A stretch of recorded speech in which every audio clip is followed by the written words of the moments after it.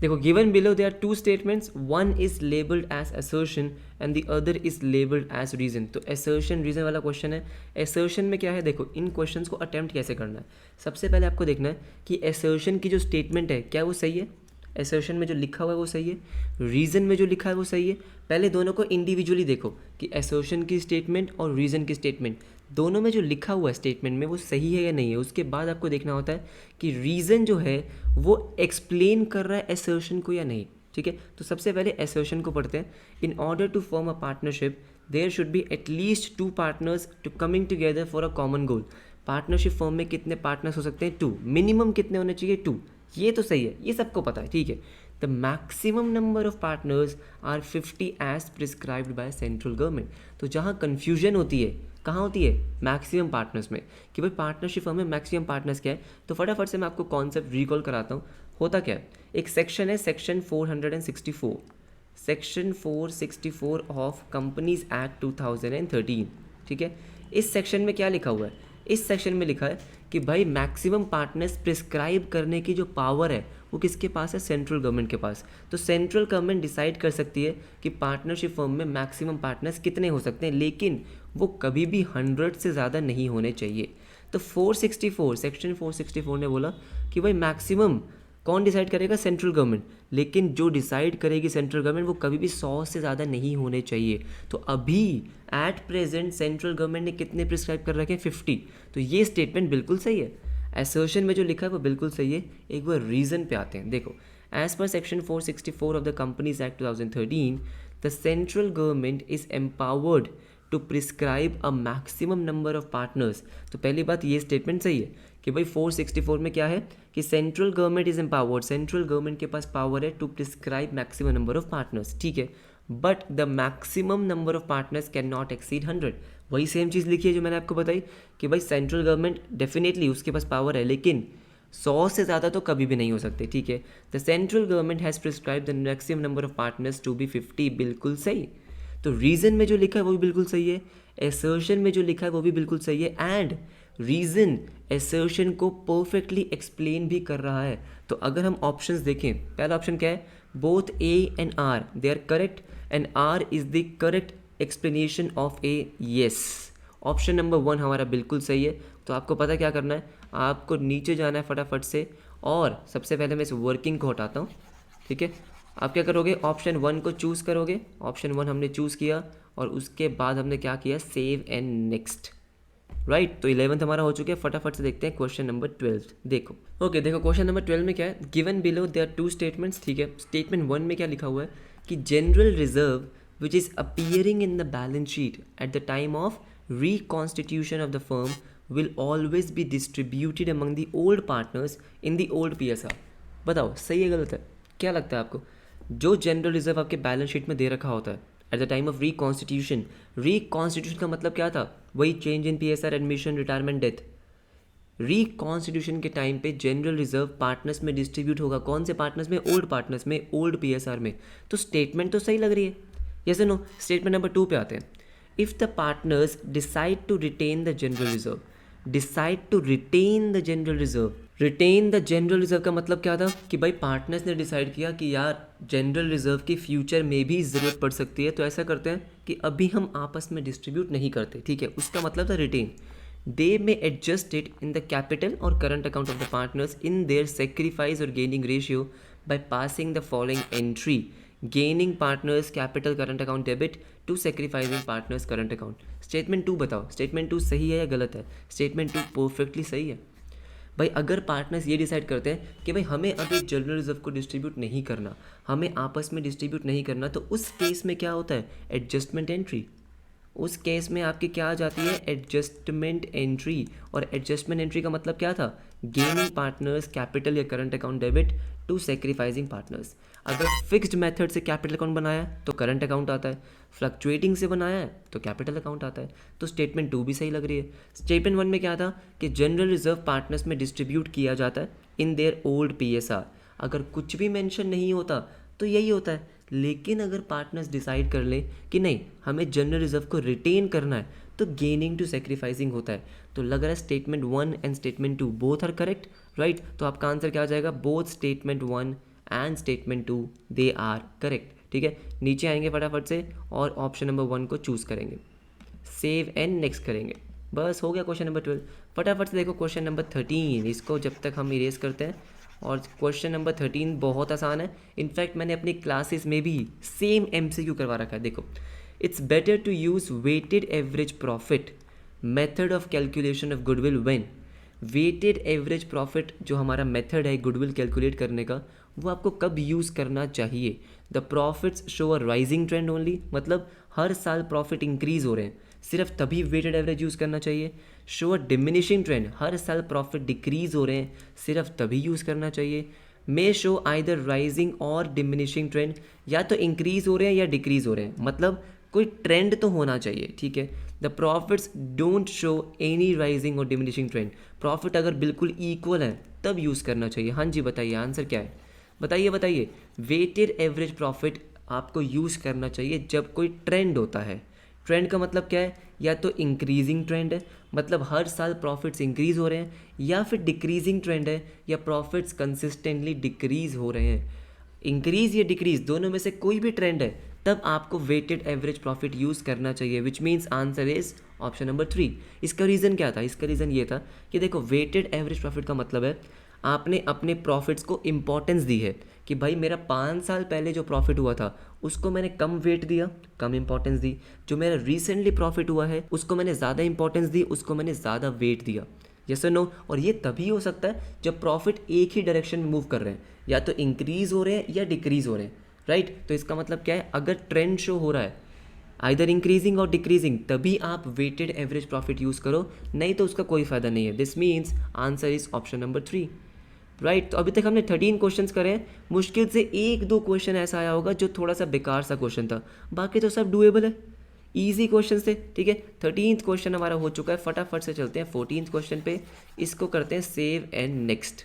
Okay, so देखो question number 14 देखो कि given below are 2 statements, one is labelled as assertion A and the other is labelled as reason. तो assertion और reason वाले questions काफ़ी सारे आ सकते हैं आपके मॉक टेस्ट में। ठीक है, असर्शन में देखो क्या लिखा हुआ है, purchased goodwill may be accounted for in the books and shown as an asset but it should be written off as early as possible. इस पर थोड़ा सा डिस्कशन करते हैं। पहली बात तो परचेज्ड गुडविल का मतलब क्या था? आपने किसी का बिजनेस परचेज़ किया, तो जब आप किसी का बिजनेस परचेज़ करते हो तो उसके गुडविल भी आप परचेज़ करते हो। जैसे हमने एग्जांपल लिया था बायजूस और आकाश का, बायजूस ने जब आकाश को परचेज़ किया तो आकाश की गुडविल भी परचेज़ करी, तो बायजूस के बैलेंस शीट में जो गुडविल आ रही होगी दैट इज़ परचेज गुडविल। तो परचेज गुडविल का मीनिंग क्लियर है। मे be accounted for in the book, इसका मतलब क्या है कि उसको आप बुक्स में रिकॉर्ड कर सकते हो। हाँ जी, बिल्कुल कर सकते हैं। क्यों? क्योंकि आपने उस गुडविल के लिए पैसे दिए हैं। यस और नो? देखो, 2 टाइप की गुडविल होती है, परचेज, सेल्फ जनरेटेड। परचेज मतलब पैसे दिए और किसी की गुडविल खरीद ली, तो आपको पता है ना कि उस गुडविल की वैल्यू कितनी है, पता है ना कि भाई मैंने 1 करोड़ रुपए दिए हैं, मैंने गुडविल खरीद ली, तो उस गुडविल की वैल्यू कितनी है? 1 करोड़, रिकॉर्ड कर सकते हो। लेकिन सेल्फ जनरेटेड गुडविल की आप वैल्यू कैलकुलेट नहीं कर सकते कि भाई मेरी गुडविल कितनी है। मैं बोलूँगा मेरी 10 करोड़ है, कोई बोलेगा नहीं 100 रुपये, फिर कोई एग्जैक्ट मेथड ही नहीं है उसको कैलकुलेट करने का। क्यों? क्योंकि कोई कंसिड्रेशन नहीं है, कोई पैसे, कोई मनी का एक्सचेंज नहीं हो रहा। तो सेल्फ जनरेटेड आप बुक्स में रिकॉर्ड नहीं करते, परचेज गुडविल को बुक्स में रिकॉर्ड करते हैं। ठीक है, तो ये तो सही कह रहा है। And shown as an asset, बिल्कुल सही भाई, अगर मैंने किसी की गुडविल खरीदी है तो मेरे लिए तो एसेट है। अब बायजूस ने जब आकाश को खरीदा तो आकाश में जो बच्चे जाते थे, आकाश की जो सेल्स होएगी वो बायजूस की सेल्स हो जाएगी, तो बायजूस के लिए तो वो एसेट है, बिल्कुल सही बात है। But it should be written off as early as possible. हाँ जी भाई, गुडविल की क्या है, जैसे फिक्स्ड एसेट होता है, जैसे मशीनरी होती है, उसको आप क्या करते हो? डेप्रीशिएट करते हो कि भाई मशीनरी की वैल्यू 5 साल, 7 साल, 3 साल, कंप्यूटर की वैल्यू 3 साल। ऐसे ही जो आपकी गुडविल है उसकी भी एक लाइफ होती है। भाई एक बिजनेस का नाम कब तक यूज़ करोगे आप, उसकी रेपुटेशन कब तक यूज़ करोगे, तो उसको राइट ऑफ करना ज़रूरी होता है एज अर्ली एज पॉसिबल। और इसको राइट ऑफ करने को हम क्या बोलते थे? अमोर्टाइजेशन। जैसे फिक्स्ड एसेट्स, जैसे टैंजिबल एसेट्स का डेप्रिसिएशन होता है, ऐसे ही इनटैंजिबल एसेट्स जैसे गुडविल है, इनका अमोर्टाइजेशन होता है। मीनिंग सेम है कि भाई जैसे जैसे आपके ईयर ख़त्म होते जाएंगे वैसे वैसे उसकी वैल्यू कम होती जाएगी, अमोर्टाइजेशन। तो ये स्टेटमेंट तो बिल्कुल सही है, इसमें कोई दिक्कत नहीं है। रीज़न पे आते हैं। AS26 मतलब अकाउंटिंग स्टैंडर्ड 26। मैंने आपको बताया था कि भाई अकाउंटिंग करने के लिए बहुत सारे स्टैंडर्ड्स हैं और गुडविल की अकाउंटिंग करने के लिए आपका स्टैंडर्ड कौन सा है, accounting standard 26। Implies that purchase goodwill can be shown as per asset but it should be written off as early as possible. ये तो वही बात बोल रहा है, एक्सप्लेन कर रहा है कि भाई जो असर्शन में बात कही गई है वो कहाँ लिखी हुई है, अकाउंटिंग स्टैंडर्ड 26 में। हम अपने मन गढ़ंत बातें नहीं कर रहे हैं, अकाउंटिंग स्टैंडर्ड 26 में लिखी हुई है वो कि भाई गुडविल, परचेज गुडविल बुक्स में रिकॉर्ड हो सकती है, बिल्कुल हो सकती है, लेकिन बुक्स में रिकॉर्ड करने के बाद उसको राइट ऑफ करना है, जितनी जल्दी हो सके राइट ऑफ कर दो, ठीक है।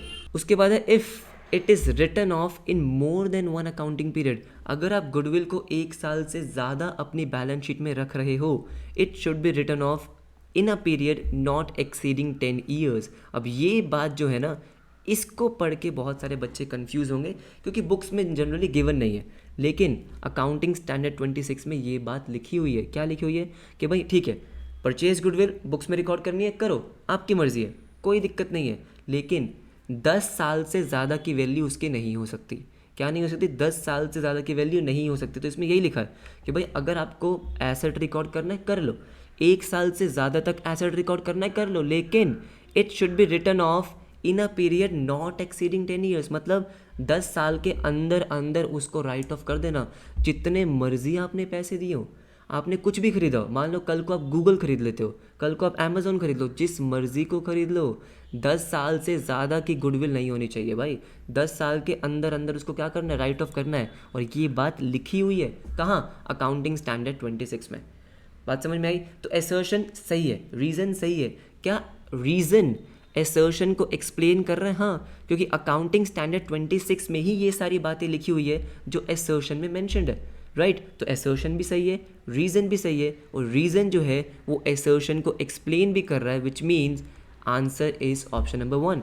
Both A and R they are correct and R is the correct explanation of A. बात समझ में आ गई? तो आप क्या करोगे, फटाफट से आओ और ऑप्शन नंबर 1 को टिक करो।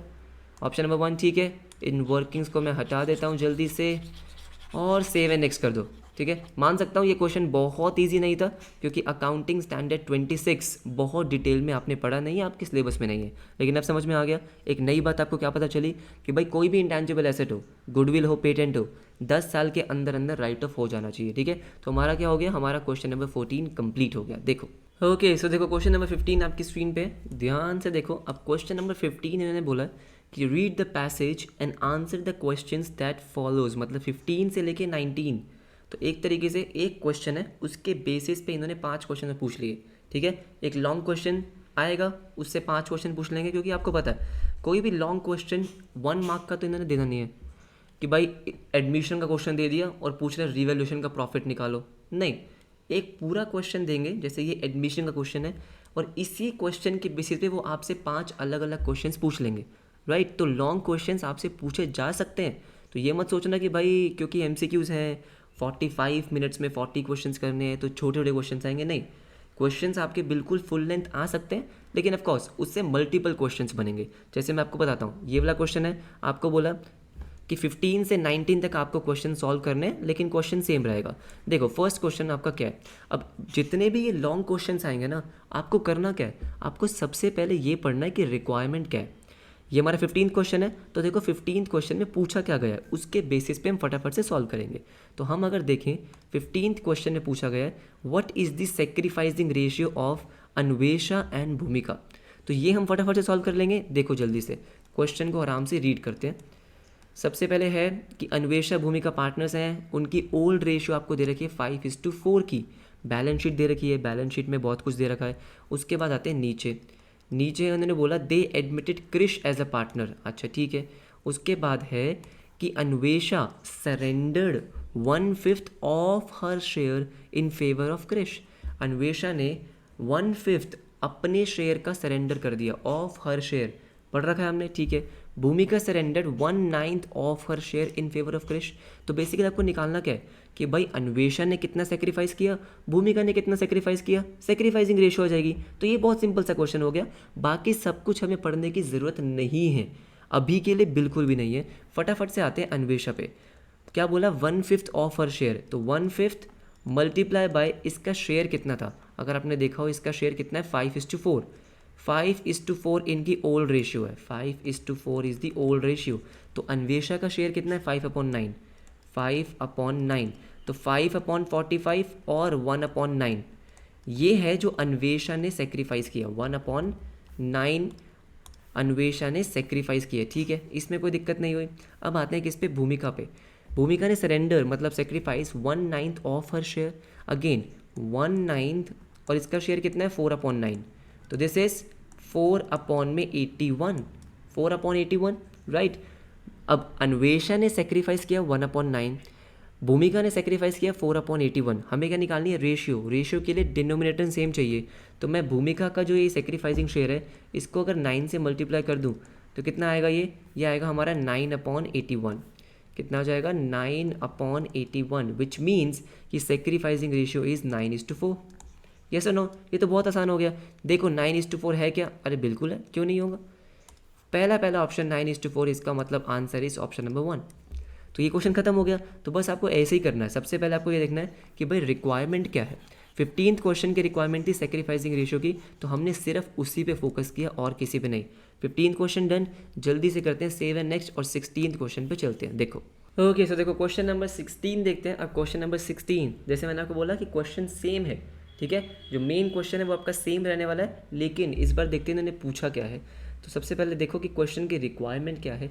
इस बार ये पूछ रहे हैं कि which of the following is correct is related to the treatment of goodwill. Basically which of the following is correct in related to the treatment of goodwill. Goodwill का ट्रीटमेंट पूछा है, तो फोकस किस पे करेंगे, सिर्फ गुडविल पे करेंगे। देखो आपने निकाल लिया कि सेक्रीफाइसिंग रेशियो कितनी आ रही थी, सेक्रीफाइसिंग रेशियो आ रही थी 9:4। अभी लास्ट पार्ट में हमने निकाली है, लास्ट क्वेश्चन में हमने निकाली है, ठीक है। अब देखो गुडविल के लिए लिखा क्या हुआ है, he brought 50,000 as his capital but could not bring anything for his share of premium for goodwill। पहली बात यहीं पे रुक जाओ, क्या लिखा है, could not bring anything। अगर नया पार्टनर गुडविल के लिए कुछ नहीं लेकर आता तो क्या होता है, उसका करंट अकाउंट डेबिट होता है। पहला कॉन्सेप्ट तो ये हो गया, क्या होगा, करंट अकाउंट डेबिट होगा, ठीक है। ओके देखो अब गुडविल आपको दे रखी है कितने की, 1,80,000 की। कितने की दे रखी है, 180 की। बस आपको करना क्या है, आपको ये निकालना है कि जो नया पार्टनर है वो कितनी गुडविल लेकर आएगा, उसका गुडविल का शेयर क्या होगा। अब उसके लिए क्या चाहिए, उसके लिए हमें ये चाहिए कि भाई क्रिश का, जो ये हमारा नया पार्टनर आया है क्रिश, इसका न्यू प्रॉफिट शेयर क्या है, आपको पूरे क्वेश्चन में गिवन नहीं है। तो उसके लिए आप क्या करोगे, देखो देखो ध्यान से मेरी बात सुनो। उसके लिए आपको दे रखा है कि अन्वेषा ने कितना सेक्रीफाइस किया, भूमिका ने कितना सेक्रीफाइस किया। भाई सेक्रीफाइस का मतलब क्या है कि अपने शेयर में से निकाल के उन्होंने किसको दे दिया, क्रिश को दे दिया। तो भाई जितना अन्वेषा ने सेक्रीफाइस किया होगा वो भी क्रिश का शेयर है, जितना भूमिका ने सेक्रीफाइस किया होगा वो भी क्रिश का शेयर है। तो पहले अगर आपको याद हो, अन्वेषा ने कितना सेक्रीफाइस किया था, 1/5 मल्टीप्लाई बाय उसका शेयर कितना था 5/9, जिसको मैं क्या लिख सकता हूँ, सिंपली 1/9। तो 1/9 अन्वेषा ने सेक्रीफाइस किया था। भूमिका की अगर हम बात करें 1/9 ऑफ हर शेयर, तो इसने कितना सेक्रीफाइस किया, 1/9, और इसका शेयर था 4/9, ठीक है। तो ये कितना आ गया था आपका 4/81, राइट, ठीक है। मुझे करना क्या है, 1/9 और 4/81 को ऐड करना है, बस क्या आ जाएगा, क्रिश का शेयर। तो 1/9 प्लस 4/81 एलसीएम लोगे आप, ठीक है, या 9 + 4 13/81। तो ये क्या आ रहा है, ये आ रहा है आपका क्रिश का शेयर। क्या आ रहा है, क्रिश का शेयर। अब क्रिश का शेयर आया 13/81, मुझे मल्टीप्लाई करना है इसको गुडविल से 1,80,000। फर्म की गुडविल है 1,80,000, तो 180 multiply by 13 divided by 81 points में आ रहा है 28,889। अगर आप देखो, ओह ऑप्शन में है ही नहीं, अगर आप देखोगे ऑप्शन में ऐसा कुछ है ही नहीं, 28,889। हमने कुछ गलती तो नहीं करी है, सिंपल क्वेश्चन था ये तो, राइट। तो इसका मतलब हो सकता है ऑप्शन गलत हो, बिल्कुल हो सकता है कि ऑप्शंस आपको गलत दे रखे हो। अब इस केस में आप क्या करोगे, मान लो आपका आंसर आ रहा है, आपने प्रॉपर आंसर सॉल्व किया, आपको लगा आपका आंसर बिल्कुल ठीक है, लेकिन वो ऑप्शंस में नहीं है, तो दोस्तों बिल्कुल भी ज़्यादा टाइम वेस्ट नहीं करना। ये नहीं दोबारा करो उसको, नहीं, इतना टाइम अपने पास है नहीं। सिंपली क्या करना है, 10 क्वेश्चन का बफर है आपके पास, छोड़ दो। क्या करेंगे हम, नीचे आएंगे, आओ नीचे, और सिंपली मैं क्या करूँगा, mark for review and next, खत्म, ठीक है। नहीं आ रहा आंसर, कोई दिक्कत वाली बात नहीं है, छोड़ देंगे, राइट। फटाफट से आते हैं, फटाफट से आएंगे किस पे, फटाफट से आएंगे हम अपने क्वेश्चन नंबर 17 पे। आप देख रहे हो कि क्वेश्चन नंबर 16 जो हमारा ये आपको दिख रहा है, क्या दिख रहा है ऐसे पर्पल सा, क्यों? क्योंकि हमने मार्क कर दिया रिव्यू के लिए कि भाई लास्ट में जाके देख लेंगे अगर टाइम बच गया तो। अभी तो सॉल्व नहीं कर रहे, आंसर निकाला था ऑप्शन में नहीं आया, छोड़ दो, इतना टाइम हमारे पास नहीं है। क्या कर दिया, मार्क कर दिया रिव्यू के लिए कि इन केस लास्ट में टाइम बच गया तो दोबारा से एक बार देख लूँगा। ठीक है, 17th पे आते हैं फटाफट से। 17th की रिक्वायरमेंट है the change in value of machine is dash and will B dash in revaluation account. तो सिर्फ मशीन का पूछा इसने कि भाई मशीन के रीवैल्यूएशन में क्या हो रहा है, तो हम किसका पढ़ेंगे, सिर्फ मशीन का पढ़ेंगे। देखो, machine was undervalued by 5%। कौन सा कॉन्सेप्ट आ गया, अंडर वैल्यू ओवर वैल्यूड वाला, यस और no? Undervalue overvalued concept आ गया, आपको पता है क्या करना है। क्या लिखा हुआ है, that machine is under valued by 5%, कोई दिक्कत नहीं है। मशीन की वैल्यू कितनी है, मशीन की वैल्यू है 38,000। कितनी है आपकी, 38,000। तो ये 38,000 is after under valuing. Under value मतलब पहले से ही 5% कम है, अंडर वैल्यूड बाय 5%। तो इसको सॉल्व कैसे करते थे कि भाई हम मान लेंगे कि मशीन की एक्चुअल वैल्यू है x, क्या है x, जो भी उसकी एक्चुअल वैल्यू है आपने उस एक्चुअल वैल्यू का 5% कम शो कर रखा है, तो -5% ऑफ x। और कितना शो कर रखा है, 38,000।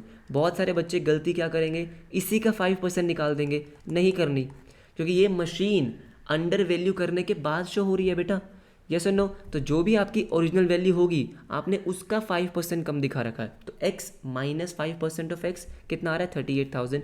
इसको अगर हम सॉल्व करें, x माइनस 5% ऑफ x, या तो इसको 0.05x लिख दो। इसको सॉल्व करने के बहुत सारे तरीके हैं, बहुत सारे तरीके हैं। एलसीएम लेना है, एलसीएम ले लो, जैसे आपको समझ में आए। बहुत सारे बच्चे एलसीएम लेंगे, x minus x upon 20 equal to 38,000, वैसे कर लो, कोई दिक्कत नहीं है। कितना आ जाएगा ये, 19x equals to 38,000 multiply by 20। इसको जो मैं सॉल्व करूँगा तो ये मेरा कितना आ जाएगा, ये आ जाएगा मेरा 40,000। तो मेरी मशीन की एक्चुअल वैल्यू कितनी थी, 40,000, मैंने कितनी की दिखा रखी है, 38,000। तो सही करूँगा, सही कैसे करूँगा, मशीन की वैल्यू 2000 से बढ़ा दूंगा।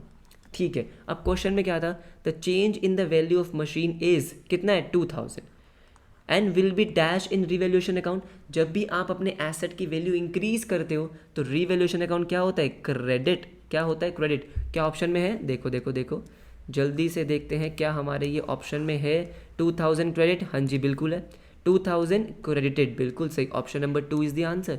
हम क्या करेंगे, ऑप्शन नंबर 2 को चूज़ करेंगे, जल्दी से चूज़ किया और सेव एंड नेक्स्ट करेंगे, जब तक मैं इस वर्किंग को हटा देता हूँ। सिंपल, फटाफट से देखो नेक्स्ट क्वेश्चन। राइट, सो 18th क्वेश्चन देखते हैं। अब 18th क्वेश्चन की रिक्वायरमेंट क्या है पहले तो वो देखते हैं। इन्होंने पूछा है the change in the value of stock. जैसे मशीन का पूछा था वैसे ही इन्होंने स्टॉक का पूछा है, तो ठीक है ना, स्टॉक का भी निकाल लेंगे, कोई दिक्कत वाली बात नहीं है। स्टॉक के लिए लिखा हुआ है stock was over valued bye 10%, same concept है ये तो, चुटकी में हो जाएगा, यस और नो? स्टॉक की वैल्यू कितनी है, देखो जल्दी फटाफट से, स्टॉक की वैल्यू कितनी है, 44,000। कितनी है, 44,000।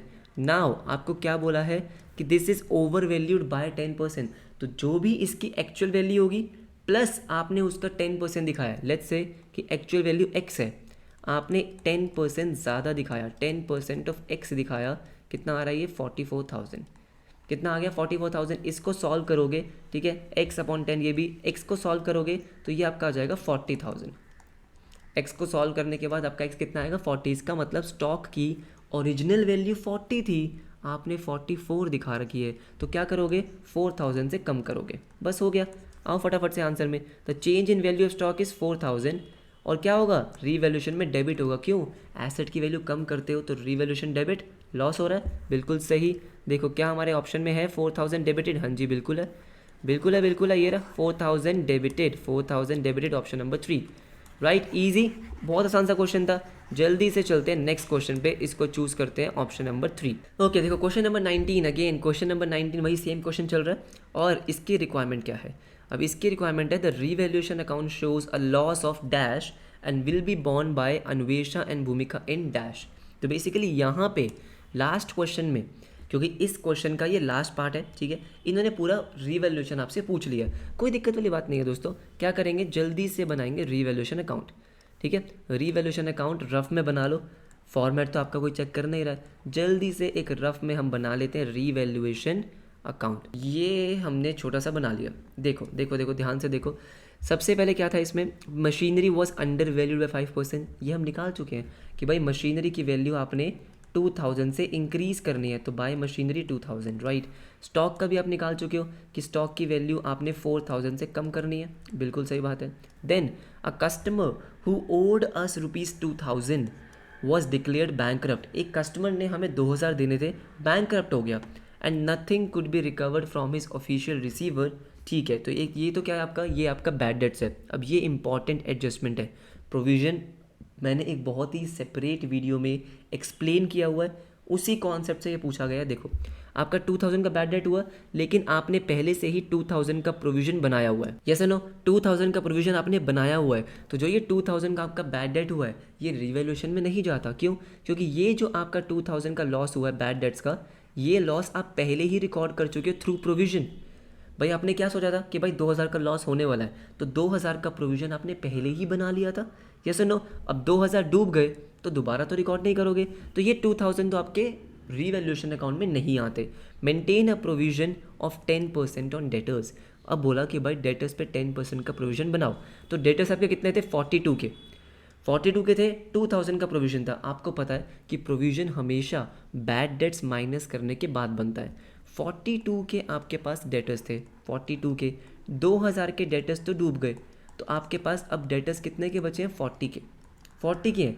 भाई आप प्रोविजन बना रहे हो तो प्रोविजन तो कौन से डेटर्स पे बनाओगे? बैड डेट माइनस करने के बाद। ठीक है, 40 पे आपने बनाया 10%, तो 4000 का प्रोविजन आपको क्रिएट करना है, टू प्रोविजन। बात समझ में आ गई? ठीक है, नेक्स्ट पॉइंट क्या है? There was a contingent liability for a claim for damages ₹3000 that has now become a normal liability and is to be taken. तो पहले एक लाइबिलिटी थी जो कॉन्टिजेंट थी, कॉन्टिजेंट मतलब depending on a certain future event, कि भाई हो भी सकती है नहीं भी हो सकती। अब आपको बोल रहे हैं कि भाई वो लाइबिलिटी अब आपकी हो चुकी है, अब आपको रिकॉर्ड करनी है, तो लाइबिलिटी रिकॉर्ड करनी है अगेन डेबिट साइड पे 3000, ये सुनो। ठीक है, बस और तो कुछ नहीं है, निकाल लो, खत्म।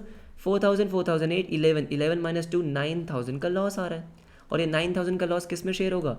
पुराने पार्टनर्स में, पुरानी रेशियो मतलब 5:4। क्वेश्चन खत्म। हो सकता है, ईजिली हो सकता है। इसका मतलब नीचे आओ, नीचे आओ, देखो फटाफट से देखते हैं ज़रा कि आंसर में है या नहीं है। ठीक है, 9000 का लॉस है क्या? हाँ जी बिल्कुल, देखो 9000 है, 9000 का लॉस है। कौन सी रेशियो में? 5:4 में। इसका मतलब ऑप्शन नंबर 1 आपका बिल्कुल सही है, option number 1 is the correct answer. हो गया नहीं हो गया? ईजी। तो हमारा जो लॉन्ग क्वेश्चन था उसमें हमने सारे क्वेश्चन अटेम्प्ट कर लिए, एक क्वेश्चन जिसका हमें ऑप्शन गलत लग रहा था उसको छोड़ दिया, बाकी तो हो गए। फटाफट से चलते हैं 20th क्वेश्चन पे। देखो ओके, देखो क्वेश्चन नंबर 20 क्या है? क्वेश्चन नंबर 20 आपसे पूछ रहा है कि A B and C there partners sharing profits in the ratio 3:1, B retires, तो अब रिटायरमेंट का क्वेश्चन आ चुका है, and the balance of his capital account after adjusting the reserves and his share of goodwill was 2,40,000। तो B retire हुआ, उसका capital account का balance after all the adjustments कितना है? 240। ठीक है, the remaining partners gave B, जितने remaining partners हैं, कौन कौन है रिमेनिंग पार्टनर? ए और सी। ठीक है, the remaining partners gave B an unrecorded vehicle valued at 60,000। क्या बोल रहा है कि भाई उन्होंने क्या बोला कि भाई तू 60,000 की व्हीकल रख ले, अच्छा, and the balance payable to be was discharged by giving a bank draft.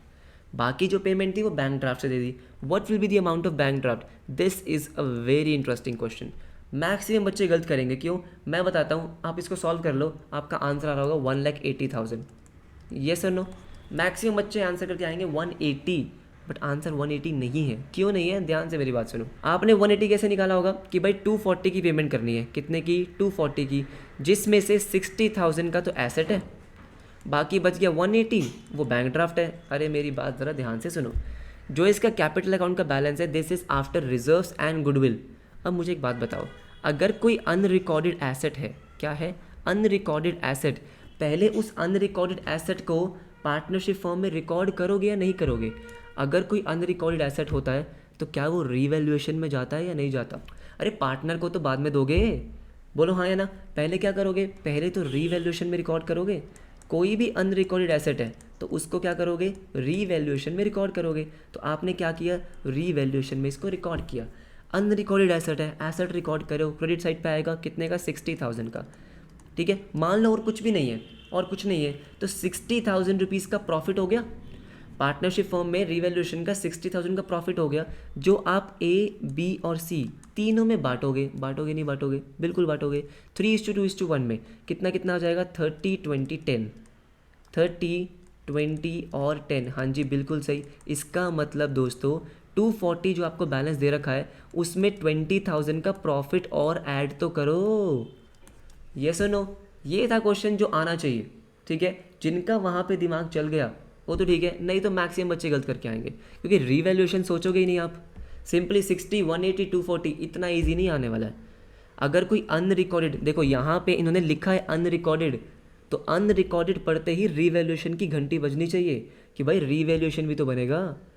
Yes no, तो 60 आपने एसेट रिकॉर्ड किया, और जो एसेट रिकॉर्ड किया उससे जो प्रॉफिट हुआ है बी का, उसके कैपिटल अकाउंट में जाएगा नहीं जाएगा, बिल्कुल जाएगा। 20,000 का प्रॉफिट जाएगा, तो अब बी को 260 मिलने हैं।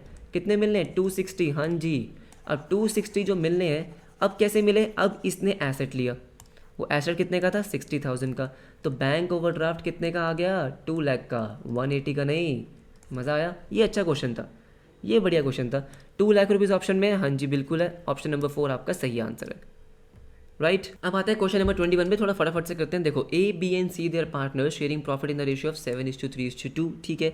सी retires and his share was purchased by A and B, purchased by A and B by giving him rupees 10,000 each from their capital account. What will be the new PSR? Again a very good question. हुआ क्या, C retire हुआ, C का share कितना था, 2/12, कितना था, 2/12। अच्छा ठीक है, आपसे बोला गया कि C रिटायर हुआ, अब A और B ने उसका शेयर परचेज कर लिया bye giving him 10,000 each. Purchase करने का मतलब क्या है कि भाई उन्होंने गेन कर लिया। अब ये 2/12 क्या है, सेक्रीफाइसिंग शेयर है भाई। अगर सी फॉर्म छोड़ के जा रहा है तो वो तो सेक्रीफाइस कर रहा है, और ये 2/12 किस में बटेगा, ए और बी में, ए और बी में बटेगा। तो वही बोला गया है कि भाई purchased by A and B by giving him 10,000 each, तो ए ने 10,000 उसको दिए, बी ने 10,000 उसको दिए। अच्छा चलो ठीक है, ए ने 10,000 दिए, बी ने 10,000 दिए। इसका मतलब क्या है कि ए और बी की गेनिंग रेशियो क्या है, 1:1, दोनों ने इक्वली गेन किया है। क्या किया, इक्वली गेन किया। मुझे एक बात बताओ, इसका मतलब ए ने सी का कितना शेयर लिया होगा, 2/12 का हाफ, बोलो हाँ या ना, कितना आएगा ये, 2/24। बी ने कितना लिया होगा, अगेन 2/12 का हाफ। अब बच्चे सोच रहे हैं सर ये हाफ कहाँ से आया। अरे सुनो मेरी बात सुनो, आपको क्या बोला गया कि ए और बी ने उसको 10,000 दिया, ठीक है। अगर मैं एंट्री करूँगा इसकी, तो एंट्री क्या होगी, ए का अकाउंट डेबिट, बी का अकाउंट डेबिट टू सी का अकाउंट, 10,000 और 20,000, ये एंट्री आप करोगे नहीं करोगे। तो ए और बी क्या कर रहे हैं, ए और बी इक्वली गेन कर रहे हैं। अरे गुडविल की एंट्री है ना ये, हाँ या ना, gaining partners capital account debit to sacrificing partner. A और बी क्योंकि उसको 10,000 दे रहे हैं, विच मीन्स कि ए और बी इक्वली गेन कर रहे हैं। और क्या गेन कर रहे हैं, सी का शेयर, सी अपना शेयर छोड़कर जा रहे हैं ए और बी के लिए। सी का शेयर कितना है, 2/12। अब 2/12 किस में बटेगा, ए और बी में, किस रेशियो में, 1:1 में तो बांटो ना। 2/12 का हाफ 1/2 ए को मिला, 2/12 का हाफ 1/2, 2/24 किसको मिला, बी को मिला। बात समझ में आई। तो मुझे बताओ ए का न्यू शेयर कितना होगा, पहले कितना था, 7/12, 2/24 ऐड कर दो या सिंपली 1/12 ऐड कर दो, ठीक है। 2/24 इज 1/12, कितना आ गया, 8/12। सिमिलरली हम बी का देखें तो बी का शेयर कितना, 3/12, और इसको भी मैं सिंपली 1/12 लिख देता हूँ। तो 1/12 आपने ऐड किया, 4/12, which is new ratio is 8:4। कितना आ रहा है, 8:4, या सिंप्लीफाई करें तो कितना आ जाएगा, 2:1। कितना आएगा, 2:1। Answer is option number A. और ऐसा क्वेश्चन आपके टीएस में है, तो ऐसा नहीं है कि बाहर से आया है, नहीं, ऐसा क्वेश्चन तो है टीएस में। रिटायरमेंट में ऐसा क्वेश्चन आपके टीएस में दे रखा है। तो आपने क्या किया, फटाफट से ए को सिलेक्ट किया और चलते हैं फटाफट से नेक्स्ट क्वेश्चन पे। देखो अब नेक्स्ट क्वेश्चन क्या है, 2 लाइन का क्वेश्चन है। A B and C there partners sharing profit in 5:3:2, C retires. अरे अरे अरे, अगर ऐसे क्वेश्चन आपको मिल जाए, ओहो तो मज़ा ही आ जाए। 3 पार्टनर्स दे रखे हैं, 5:3:2 की क्या है आपकी ओल्ड रेशियो। आपको बोला गया कि सी रिटायर हो रहा है, बताओ न्यू रेशियो क्या है। अगर ये क्वेश्चन कोई बच्चा गलत करके आ रहा है तो उसको CUET देने का कोई हक नहीं है। सिंपल आंसर क्या हो गया इसका, 5:3। भाई सी जा रहा है, जाने दो, हटाओ उसका शेयर। क्या आंसर आ गया, 5:3, ठीक है। अगर ये भी गलत कर रहे हो ना बेटा, तो फिर तो नहीं हो सकता कुछ। खत्म, 1 सेकंड का क्वेश्चन था। चलते हैं फटाफट से क्वेश्चन नंबर 23 पे। देखो ओके, देखो क्वेश्चन नंबर 3 क्या है, again match the following. Question तो आपके ऐसे ही आने वाले हैं, लिस्ट 1 लिस्ट 2 मैच करना है। Retiring partners share of goodwill, जो रिटायरिंग पार्टनर की शेयर ऑफ गुडविल होती है वो किस में डिस्ट्रीब्यूट होती है? गेनिंग रेशियो में। आपको 4 ऑप्शन दे रखे हैं, ओल्ड PSR नहीं, मतलब ही नहीं। गेनिंग रेशियो, हाँ भाई पार्टनर रिटायर होता है तो क्या होता है, पार्टनर जा रहा है, बाकी पार्टनर्स गेन कर रहे हैं, तो गेनिंग रेशियो में उसको मिलती है। आप एंट्री क्या पास करते हो, गेनिंग टू सेक्रीफाइसिंग। तो जो भी रिटायरिंग पार्टनर की गुडविल होती है वो गेनिंग रेशियो में डेबिट होती है। ये सुनो, ठीक है, अभी के लिए मान लो इसका ए है। रीवैल्यूएशन अकाउंट का प्रॉफिट, ये तो आसान हो गया, ये ओल्ड PSR में, ये तो ईजी है। एडमिशन ऑफ अ पार्टनर, अब जब पार्टनर का एडमिशन होता है तो उस टाइम पे आप कौन सी रेशियो कैलकुलेट करते हो? Of course sacrificing ratio. भाई अगर कोई पार्टनर का एडमिशन हो रहा है इसका मतलब बाकी पार्टनर्स क्या कर रहे होते हैं, सेक्रीफाइस ना, यस और नो। तो उस केस में हम क्या निकालते हैं, सेक्रीफाइसिंग रेशियो। अनरिकॉर्डेड लाइबिलिटी, अब अगर कोई लाइबिलिटी अनरिकॉर्डेड है तो रीवैल्यूएशन अकाउंट में क्या होती है, डेबिट होती है। बोलो हाँ या ना, तो ये हो गया डी, तो ईजी हो गया है तो, यस और नो। तो फर्स्ट का आप क्या बोल रहे हो, फर्स्ट का बोल रहे हो सेकेंड, हाँ ठीक है। बी का आपने बोला क्या, बी का आपने बोला है 1, तो ये आंसर तो नहीं है। फर्स्ट का सेकेंड, बी का 1, सी का 4th, और ये ऑप्शन नंबर 2। ऑप्शन नंबर 2 मुझे बिल्कुल सही लग रहा है कि भाई फर्स्ट का सेकंड है, हाँ जी ठीक है। बी का 1 है, हाँ जी ठीक है। सी का आपका डी आ रहा है, सी का 4 आ रहा है, हाँ जी, और इसका ये आ रहा है, हाँ जी यही आ रहा है। तो ऑप्शन नंबर 2 मुझे बिल्कुल सही लग रहा है, इसलिए ऑप्शन नंबर 2 को कर दिया जाए टिक। ठीक है, फटाफट से चलते हैं नेक्स्ट क्वेश्चन पे। देखो अब क्वेश्चन नंबर 24 क्या है, क्वेश्चन नंबर 24 है, 2 स्टेटमेंट आपको दे रखी है, वही आपको बताना है कौन सही है कौन गलत, सिंपल ट्रू फॉल्स। स्टेटमेंट 1 है आपका, profit and loss suspense account is opened to credit the deceased partner's capital account by his share of profit for the intervening period. P&L suspense, death of partner, याद करो P&L suspense आप क्यों open करते थे भाई, कोई भी disease partner है उसका प्रॉफिट देने के लिए, यस और नो।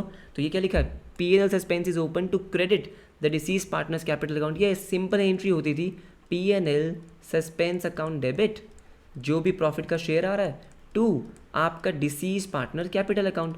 तो डिसीज पार्टनर्स कैपिटल अकाउंट क्या हो रहा है, credit by the profit share. तो ये स्टेटमेंट तो 100% सही है, इसमें कोई दिक्कत नहीं है। सेकंड स्टेटमेंट पे आते हैं, statement number 2, profit and loss suspense account is always closed by transferring it to the remaining partners in their new PSR। अरे क्या बात कर रहे हो, सही बोल रहे क्या ये, कि P&L सस्पेंस account is always closed by transferring it to the remaining partners. Deceased partner चला गया, remaining partners in their new PSR। बोलो अब देखो सेकेंड स्टेटमेंट में दिक्कत क्या है, आपको याद है कि P&L सस्पेंस जो होता है, P&L सस्पेंस वो एक्चुअली में एडजस्ट किससे होता है, वो आपका एडजस्ट होता है P&L अकाउंट से। किससे होता है, P&L अकाउंट से। आप क्या करते हो कि आपने बीच में मान लो कि किसी भी पार्टनर का डेथ होता है, ठीक है, ड्यूरिंग द ईयर किसी भी पार्टनर का डेथ हुआ, तो आपने एस्टिमेटेड बेसिस पे एक प्रॉफिट कैलकुलेट किया और डिसीज पार्टनर को दे दिया। लेकिन जब क्या होता है, पूरे साल की अकाउंटिंग की जाती है at the end of the year, उस टाइम पे जो P&L अकाउंट बनता है उस टाइम पे आपका P&L सस्पेंस एडजस्ट होता है कि ऑलरेडी कितना प्रॉफिट बांट चुका हूँ, ठीक है, ऑलरेडी कितना प्रॉफिट बांट दिया, वो आपके P&L अकाउंट में एडजस्ट होता है, डायरेक्टली पार्टनर्स के कैपिटल अकाउंट में नहीं जाता। नहीं नहीं नहीं, बिल्कुल नहीं। बात समझ में आ गई। तो स्टेटमेंट 1 बिल्कुल सही है, स्टेटमेंट 2 तो गलत हो गई, इसका मतलब answer is option number 2। Statement 1 and 2 incorrect, नहीं नहीं, ऑप्शन नंबर 2 नहीं, statement 1 is correct but statement 2 is incorrect, option number 3, option number 3। तो 3 पे टिक करेंगे और आगे चलेंगे, देखो फटाफट से। ओके, क्वेश्चन नंबर 25 देखते हैं फटाफट से। ABC पार्टनर्स हैं, B retired and on the date of retirement workman compensation fund आपको दे रखा है कितना, 50,000 का। कोई दिक्कत नहीं है, बैलेंस शीट में 50,000 का फंड आ रहा है। The claim is 65,000। क्या बोला है कि क्लेम आपका कितना है, 65,000। अब एक्सेस क्लेम का होगा क्या, बताओ। ऐसे क्वेश्चन अगर आ जाए, मान लो 40 में से अराउंड 10, 12, 15 क्वेश्चन अगर ऐसे आ जाए तो मतलब मज़ा ही आ जाएगा कि भाई क्वेश्चन पढ़ा, आंसर किया, फटाफट से आगे चले, कुछ सॉल्व करने की ज़रूरत ही नहीं है। एक्सेस क्लेम कितना है आपका, 15,000 का। कितना, 15,000 का। क्या करते हो, सबसे पहले आप रीवैल्यूएशन अकाउंट में डेबिट करते हो कि भाई वो एक तरीके से क्या हो रहा है, आपका एक्सेस लाइबिलिटी होगी। 15,000 रुपीज़ जो आपने पे करने हैं उसको रिकॉर्ड कर रहे हो आप, तो रीवैल्यूएशन अकाउंट में आप क्या करते हो, डेबिट करते हो। बात समझ में आ गई, राइट। तो आपका आंसर आ गया ऑप्शन नंबर 1, राइट। इजी। तो हमारे अगर आप देखोगे तो हमारे हो चुके क्वेश्चन 25 तक, 25 क्वेश्चन हमने मॉक टेस्ट के सॉल्व कर लिए। और अभी तक अगर मैं देखूँ, ठीक है, 25 क्वेश्चंस के अगर मैं एनालिसिस करके बताऊं तो क्वेश्चंस बहुत मुश्किल नहीं थे। ठीक है, वही आपके सिलेबस से क्वेश्चन है जो आपने पहले सॉल्व कर रखे हैं, उसी में से पूछा गया है। मुश्किल से 2-3 क्वेश्चन आएंगे जो थोड़े से आपके आउट ऑफ कॉन्टेक्स्ट हो गए या थोड़ा सा आउट ऑफ सिलेबस मुझे लगे कि शायद ये नहीं पूछना चाहिए था, लेकिन ठीक है 10 क्वेश्चंस का बफर है तो हम मान के चलेंगे कि भाई 10 क्वेश्चन हम छोड़ सकते हैं। तो 10 क्वेश्चन अगर आ भी जाएँ थोड़े से ऊपर नीचे तो कोई दिक्कत वाली बात नहीं है, हमें 40 क्वेश्चन सॉल्व करने हैं। तो अभी तक 25 में से मोर देन 20 क्वेश्चंस ईजी थे, आराम से सॉल्व हो गए। अगर आपके कॉन्सेप्ट ठीक है तो आप कर सकते हो। तो आज इतना ही करेंगे, राइट। मैंने आपको कहा था 20 क्वेश्चंस करेंगे, लेकिन क्योंकि क्वेश्चंस को समझाने में और सॉल्व करने में थोड़ा टाइम लग रहा है, तो बाकी के 25 क्वेश्चंस हम करेंगे नेक्स्ट वीडियोज़ में। आधा मॉक टेस्ट हो चुका है, यहाँ तक आराम से प्रैक्टिस करो, बाकी क्वेश्चन सॉल्व कर लेना, नेक्स्ट वीडियोज़ में आंसर्स चेक कर लेना। कोई भी डाउट है कमेंट सेक्शन में आराम से पूछो, टेलीग्राम ग्रुप का लिंक मिलेगा डिस्क्रिप्शन में, वो ज्वाइन कर सकते हो। बाकी मिलेंगे आपसे नेक्स्ट क्लास में, तब तक के लिए बाय बाय, टेक केयर।